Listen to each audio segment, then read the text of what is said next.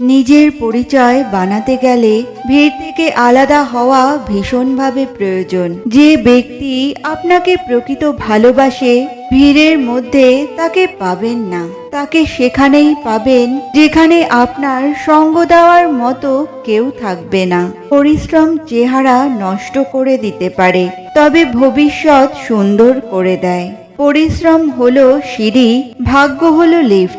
Lift মাঝপথে আটকা পড়লেও সিঁড়ির ক্ষেত্রে তা হয় না।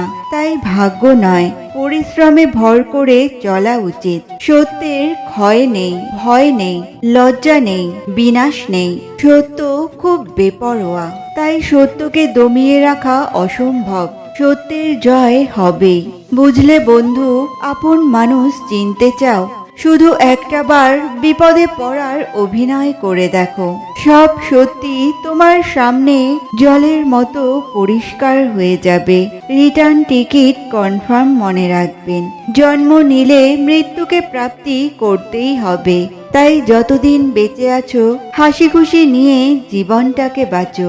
হিংসা বিবাদ ক্ষোভ একদিন চিন্তাতেই শেষ হয়ে যাবে।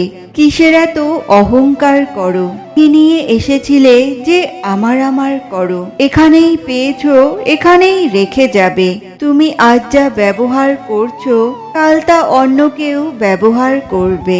নিজের দুর্বলতাগুলো কখনোই অন্যজনের কাছে প্রকাশ করো না। সে যেই হোক, পৃথিবীতে দুর্বলতার সুযোগ কেউ সহজে হাতছাড়া করে না। আপন মানুষগুলো এমন জায়গায় আঘাত করে যেখানে তাদেরকে নিজের চেয়ে অনেক যত্নে রাখা হয়েছে। যার জন্য তুমি অতিরিক্ত কিছু করতে যাবে, দিন শেষে তার কাছেই তুমি কারণে অকারণে অপরাধী হয়ে উঠবে। যতদিন চুপচাপ সহ্য করে যাবেন ততদিন আপনি খুব ভালো। যেদিন আর সহ্য করতে না পেরে ফেটে পড়বেন রাগে, সেদিন হয়ে যাবেন অভদ্র মানুষ। কিছু জিনিসকে ইগনোর করতে শেখো। দেখো, রাস্তার সব কুকুরকে যদি তুমি এখন ঢিল মারতে যাও, তাহলে তুমি তোমার গন্তব্যেই আর পৌঁছাতে পারবে না। মানুষের জীবনে সমস্যাগুলো আসে প্রকৃত মানুষ তৈরি করার জন্য। রাতভর শান্তির ঘুম আসাটা অতটাও সহজ নয়। তার জন্য ভাবনা আর দুশ্চিন্তাকে বিদায় দিতে হয়।